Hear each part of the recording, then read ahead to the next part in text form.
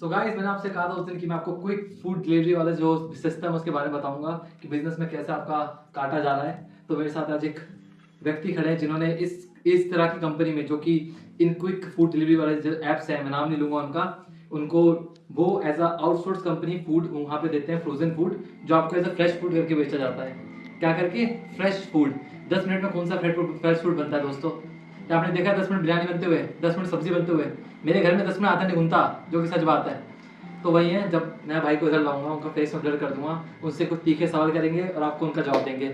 Okay. सो भाई, ये जो फूड होता है ये क्या फ्रेश फूड होता है जो आपका ये जो कुछ कुछ ऐप्स हैं उन पे जो मिलता है, जो फूड डिलीवरी वाले ऐप्स हैं? जैसे कि मुझे नॉलेज है, फ्रेश तो बिल्कुल नहीं होता। कोई 10 मिनट में कौन ही डिलीवरी करके दे बना के भेज देगा। तो ये क्वालिटी क्या होती है?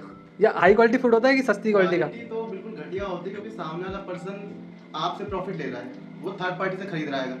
तो वो थर्ड पार्टी भी अपने जो क्या कहते हैं, उनको अपना प्रॉफिट बनाना है। हाँ, उनको प्रॉफिट बनाना है। और इनकी जो क्या कहते हैं डिमांड होती है, वो बहुत ज़्यादा लो कॉस्ट पे होती है।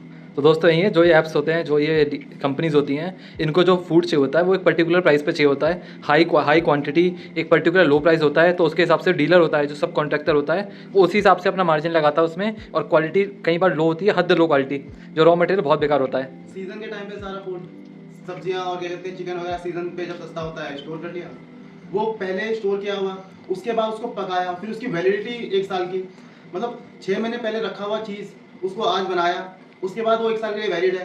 वो 6 महीने बाद आपके पास पहुंच रही है, फिर उसे गर्म करके दे दिया आपको फ्रेश। वो 1 साल पुरानी तो चीज़ आपको 6 महीने बाद 7 महीने बाद बना के और दे के कैसे, मतलब तो आप समझ सकते हैं दोस्तों कितना ही पुराना फूड होता है। और मैं एक बात और बताना चाहूँगा आपको, उससे शॉक होगा कि कई बार वेज में नॉनवेज डल जाता है और नॉनवेज में वेज डल जाता है। वो तो होता है, चलो वेज में नॉनवेज में वेज तो डलता ही है, पर वेज में नॉनवेज भी डल जाता है। और इससे कंपनी को घंटा फर्क नहीं पड़ता।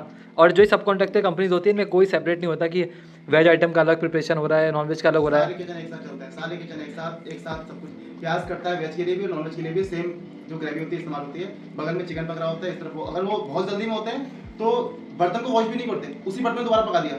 अगर किसी ने वेज पकाया है उसमें नॉन वेज पका दिया, फिर वेज की डिमांड आ गई तो वेज पका दिया उसी में। प्याज काटा है, प्याज के साथ चिकन पड़ा हुआ है, चिकन भी पिस गया प्याज में। चिकन की प्याज की ग्रेवी में चिकन पड़ गया, पिस गया। इतनी क्वांटिटी होती है उसमें, 100 किलो प्याज में अगर 250 ग्राम 200 ग्राम चिकन पड़ गया तो कहाँ क्वांटिटी पता चल रहा है, वो पिस गया भाई। सो ये था दोस्तों, आपको थोड़ी सी सच्चाई मैंने दे दी। बहुत मात्र सी, बहुत छोटी चीज़ हमने बताई है। ये बहुत सारी चीज़ें बताने के लिए अगर हम बोलेंगे तो हम भी वीडियो बना देंगे। बट वही है, अगर भूख लगी है तो खाना बना लो, या किसी आसपास के रेस्टोरेंट से खाओ जहाँ आपको दिखता है क्या आ रहा है, क्या बन रहा है। इस तरह के 10 मिनट वाले खाने से कृपया दूर रहें, वरना वो दिन नहीं जब आप बहुत दूर चले जाएंगे दोस्तों। नमस्कार।